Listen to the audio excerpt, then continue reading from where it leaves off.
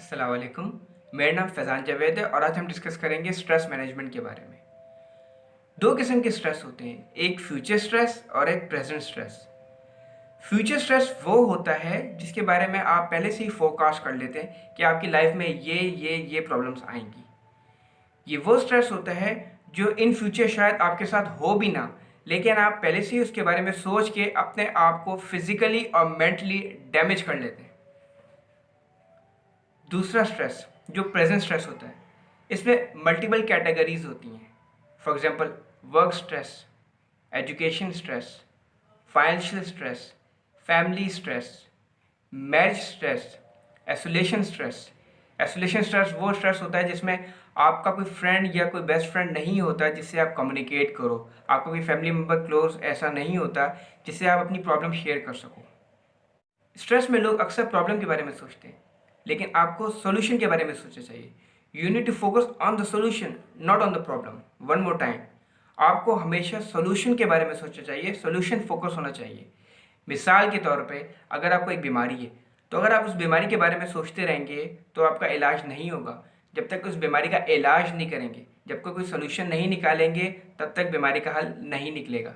इसी तरह जब भी आपकी लाइफ में कोई प्रॉब्लम आती है, आप उसके सॉल्यूशन के बारे में इमीडिएटली सोचना शुरू कर दें, ताकि आपको जल्द से जल्द उसका वे आउट निकले और आप उसके बारे में स्ट्रेस ना लें। मैं आपसे एक सवाल करता हूँ, क्या आपकी लाइफ में कोई प्रॉब्लम है? अगर आपकी लाइफ में कोई प्रॉब्लम नहीं है तो डोंट वरी, लेकिन अगर आपकी लाइफ में कोई प्रॉब्लम है तो उसके दो तरीक़ेकार हैं। पहला, क्या आप उस प्रॉब्लम को सॉल्व कर सकते हैं? अगर आप उस प्रॉब्लम को सॉल्व कर सकते हैं, आप में इतनी कैपेसिटी है, आप किसी से कम्युनिकेट करके, किसी की हेल्प लेके एट द एंड अगर आप उसको सॉल्व कर सकते हैं तो डोंट वरी, रिलैक्स करें। लेकिन अगर आप सॉल्व नहीं कर सकते, आप ये आइडेंटिफाई कर लेते हैं कि ये प्रॉब्लम आपकी कैपेसिटी के बाहर है, तब भी मैं आपसे कहूँगा डोंट वरी, क्योंकि जो चीज़ आपकी कैपेसिटी में नहीं है उसके बारे में सोचना बेकार है। उससे स्ट्रेस लेने से कुछ नहीं होगा, जबकि आप जानते हैं कि एट द एंड इसका कोई कंक्लूजन नहीं निकल सकता, आप उस प्रॉब्लम को सॉल्व नहीं कर सकते, तो स्ट्रेस लेने से कोई फायदा नहीं होगा। नाउ आते हैं सोल्यूशन की तरफ। स्ट्रेस में सबसे इंपॉर्टेंट है आपका रिलैक्स होना। आप जितना ज़्यादा रिलैक्स होंगे उतना ही बेहतर तरीके से आप स्ट्रेस को कंट्रोल कर सकते हैं। स्ट्रेस में सबसे इंपॉर्टेंट चीज़ होती है दैट आपको अपने आप को मेंटली प्रिपेयर करना है। You are stronger than your problem.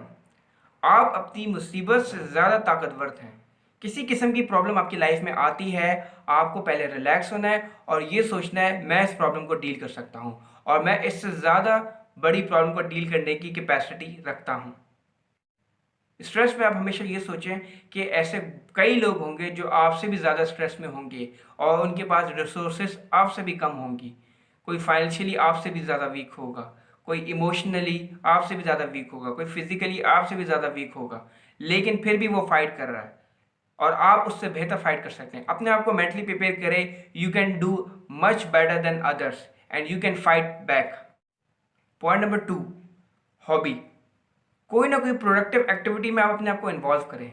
वो एक्टिविटी करें जिससे आप एंटरटेन होते हो या जिसमें आप अपनी कोई महारत रखते हो। फॉर एग्जांपल, आप बुक रीड कर सकते हैं। बुक रीड करने से माइंड डाइवर्ट होता है, आपका फोकस इन्हेंस होता है, आपकी प्रोडक्टिविटी इंप्रूव होती है, आपके आइडियाज़ जनरेट होते हैं, आप बायोग्राफीज पढ़ सकते हैं। इन चीज़ों से आप अपने आप को डाइवर्ट कर सकते हैं स्ट्रेस से और इससे आपका स्ट्रेस लेवल भी डिक्रीज होगा। Point number 3, physical activity.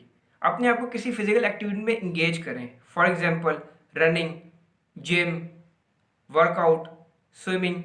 इस तरह की एक्टिविटीज से आपका स्ट्रेस लेवल रिड्यूस होगा, आपका ब्लड सर्कुलेशन स्टिमुलेट करती है और इससे आपका एनर्जी लेवल बूस्ट करता है, आपका फोकस डाइवर्ट होता है और इससे आप रिलैक्स फील करते हैं, एक सेंस ऑफ अचीवमेंट फील करते हैं।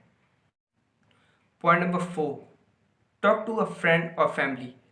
समटाइम्स आपको एडवाइस की बहुत ज़्यादा ज़रूरत होती है, स्पेशली जब आप स्ट्रेस सिचुएशन में होते हो।